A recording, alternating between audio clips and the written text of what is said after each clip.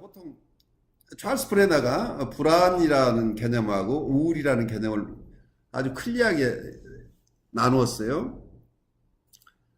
불안이라고 하는 것은 앞으로 일어날 것에 대한 두려움이에요. 그러니까 정신분석적인 측면에서 본다면 어떤 우리 무의식 속에 잠겨 있는 어그레션이나 섹슈얼 디사이어, 어그레시브 위시나 섹슈얼 위시가 다가온다. 내가 감당할 수 없을 만큼 어떤 강렬한 것들이 다가온다고 한다면 우리는 불안해지죠. 내가 이걸 감당할 수 있을까 하는 것. 그런데 보통 이걸 시그널 앵사이티라고 해서 이거 자체가 지금 방어를 해야 되는 거죠. 그 봉화, 옛날에 적군이 쳐들어오면 압록강 부근에서 봉화를 올려서 관군이 파견되도록 했던 것처럼 불안은 이 시그널 앵사이티라고요. 이런 위험한 데인저가 있다는 것을, 데인저에 대한 인식이죠. 그렇게 해서 방어를 할 수 있도록 하는 것. 그 방어 과정에서 이 불안이 생긴다는 것. 그리고 보는 게 프로이드의 2차 불안 이론이에요.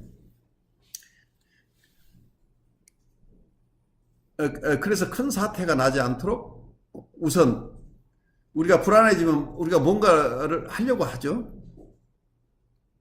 그러니까 내가 잘 인식하지 못하고 있지만 무언가가 나에게 영향을 미치고 있을 때 불안해진다는 얘기. 이게 시그널이라는 얘기죠. 위험의 시그널이라는 얘기. 근데 만약에 여러분들이 이 시그널을 무시하면 그게 봉화가 올랐는데 임금이 술 마시고 있어서 그 얘기는 내일 하자 하는 사이에 압록강을 건너서 적군이 들어왔다고 한다면 이건 전 국토가 유린돼 버리죠.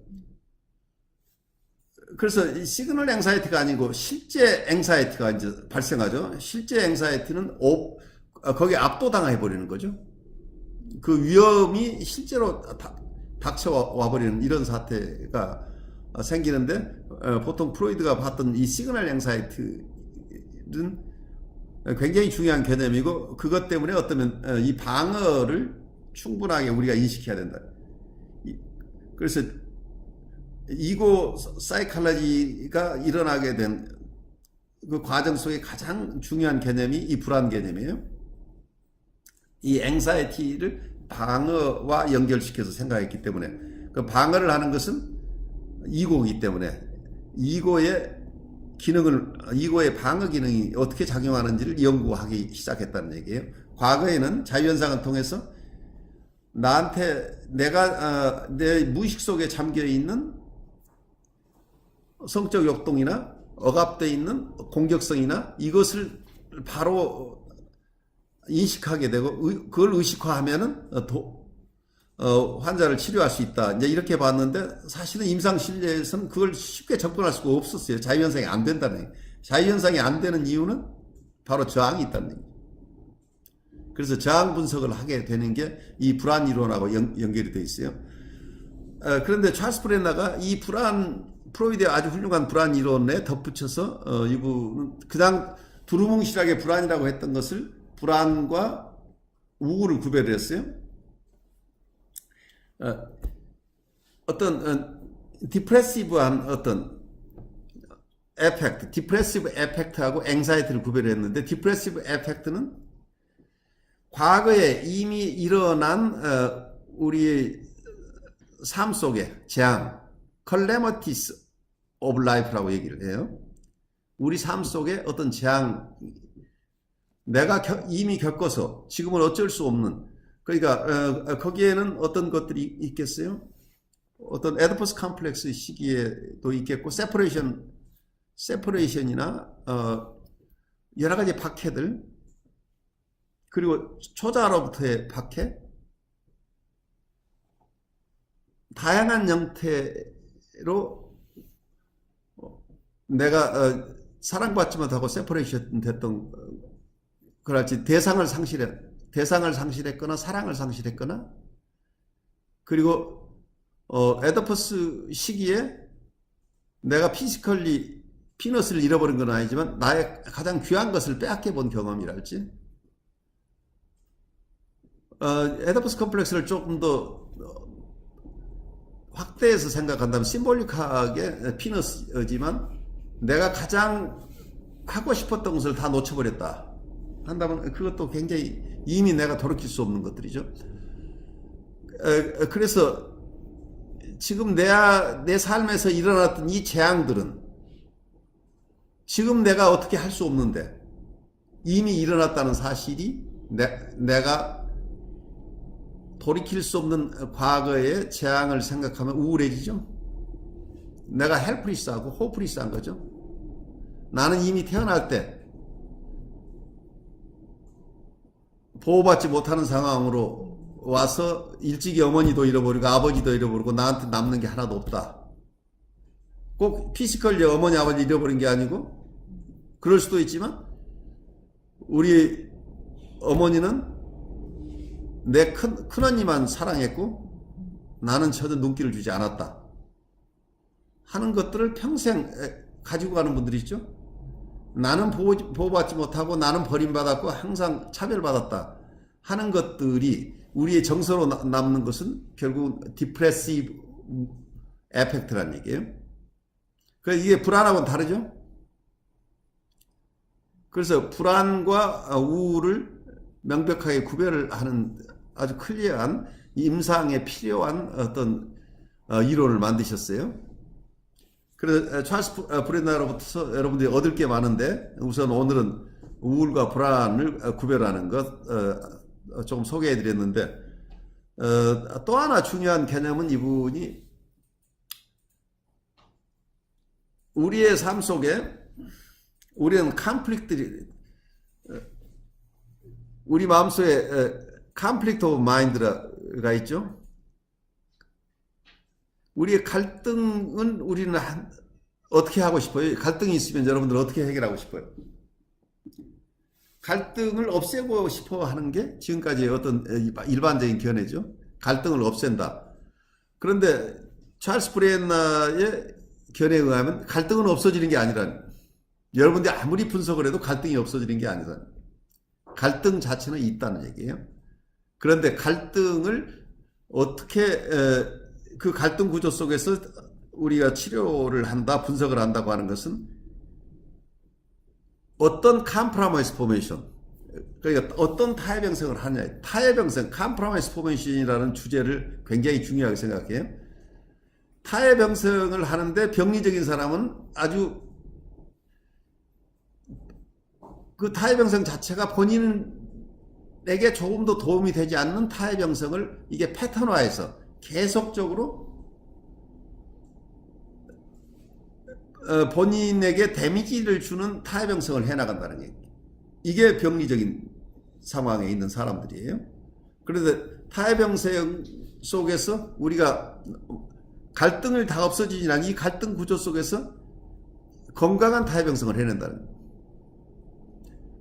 그러니까 불안이나 우울을 여러분들이 전부 없애겠다고 하는 것 자체가 불가능하다. 아까 갈등 구조가 있다고 하는 것은 우리 마음의 갈등, 어느 순간에도 여러분들이 내 마음에 갈등이 없다고 한다는 것은 내가 방어를 잘하고 있을 뿐이지 실제는 갈등 구조가 항상 있을 수밖에 없는데 이런 구조 속에서 우리 또 마음도 불안도 있고 우울도 있는데 아까 타협 형성을 잘해야 된다고 하는 것 속에 하나는 불안과 우울을 최소화, 내가 견뎌낼 수 있을 만큼 그 방어는 최소화하라는 얘기예요. 불안과 우울을 전부 없애겠다는 게 아니고 불안과 우울을 견뎌낼 수 있는 톨러레이션, 우리가 견딜 수 있는 능력을 키워야 된다. 불안이나 우울 자체가 다 사라지진 않기 때문에 거기에 그걸 다 없애려고 하는 야망을 버리고 불안과 우울은 우리가 함께 나하고 같이 살아가는 것들이라는 것을 이해를 하면서 불안해도 괜찮고 우울해도 괜찮은데 내가 참으로 내 삶에 여기서 그래티피케이션과 프러스트레이션하고 마찬가지 내가 실제로는 하고 싶은 일, 내가 원하는 일을, 내가 추구하는 일을 할 수 있는 쪽으로 에너지를 써야 된다. 에너지를 적절하게 사용해야 된다. 그래서 방어에 지나치게 여러분 에너지가 가면 최소한의 방어로 인생을 살아가야 되는데 우리는 너무 지나치게 방어를 하다가 에너지가 고갈돼서 실제 본인이 추구하는 일을 하지 못한다는 얘기입니다. 그래서 그래티피케이션을 충분히 얻지 못한, 그 디펜스하고 그래티피케이션이 있어요.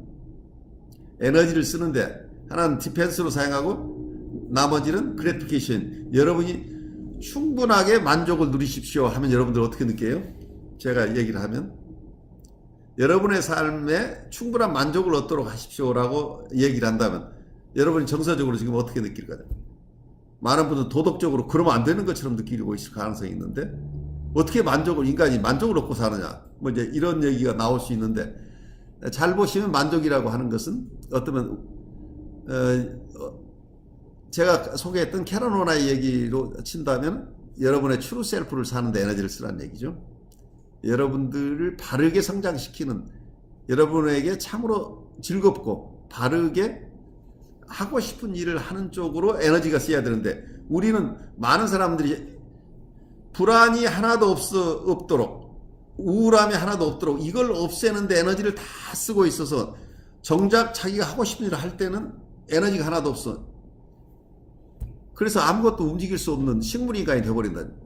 그래서 신경증 환자라는 것은 에너지를 지금 필요하지 않은 디펜스 시스템의 모든 자원을 다 쓰는 케이스라는 얘기예요. 그래서 합리적이지 못한 컴프로마이스 포인트, 타협형성에 실패한 사람이에요. 건강한 타협형성을 하지 못하는 게 병리적인 거고, 아까처럼 국방비는 최소화, 대신에 생산 공장을 가지고 있는 농업, 여업, 공장 뭐 이런 것들이 잘 돌아가도록 리소스가 가는 경우에는 자기 삶 속에서 생산적인 일, 이게 그래티피케이션이 있는 일에 만족을 주는 일에 에너지가 가야 되는데 방어 쪽에 에너지를 너무 많이 쓰면 병리적이다.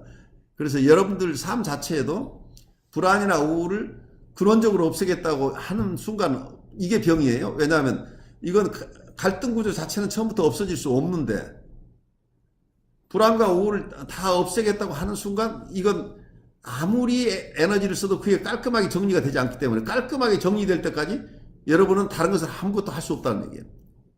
그래서 강박증 환자가 뭐냐면 깔끔하게 불안 우울을 사라질 때까지 내가 기다리고 있는 거예요. 이건 없어지면 그 뒤에 내가 정말 하고 싶은 걸 하겠다 하는데 이게 불가능하기 때문에 끊임없이 에너지가 거기에 다 잠겨버린다는 얘기예요. 그래서 어쩌면 우리가 삶의 방법은 에너지를 선용하는, 어떻게 적절하게 효율적으로 우리의 삶의 에너지, 우리가 가지고 있는 생의 어떤 에너지들이 잘 사용되도록, 그래서 우리 안에 있는 귀한 것들이 잘 발현될 수 있도록, 그리고 그것을 어떤 프로이디언식으로 얘기를 하면 그래티피케이션을 얻는 삶이에요. 만족이 충분한 삶이에요. 근데 만족이라는 말을 여러분 너무 굉장히 거부하는 분들이 많은 것 같아요. 여러분들은 만족을 놓고 살아야 돼요? 그런데 그게 마치 쾌락주의로 여러분들이 잘못 들을 수 있는, 쾌락주의에서 하는 만족이 아니라는 걸 이해를 하세요. 그리고 프로이디언들이 너무 팬섹시즘, 이게 성적인 것으로 이렇게 이론 구성을 처음에 하다 보니까 그게 마치 성적 쾌락이나 만족을 얻는 것처럼 이렇게 잘못 이해하는데, 그런 의미로가 아니라 우리 삶에서 만족을 얻는다는 것은 우리 트루 셀프를 사는 것, 우리가 참으로 내 삶을 귀하게 살아가는데 에너지를 써야 된다는 거예요. 그래서 어쩌면 저는 이 찰스 브렌나는 이고 사이클라지스트고 카렌 호나이는 인본주의적 어떤 정신분석가인데 이 두 사람이 서로 다른 길을 가고 있지만 같은 얘기를 하고 있다고 느껴서 이 두 사람을 다 좋아해요. 여러분들도 이 두 사람 좀 공부를 같이 좀 하면 좋겠어요.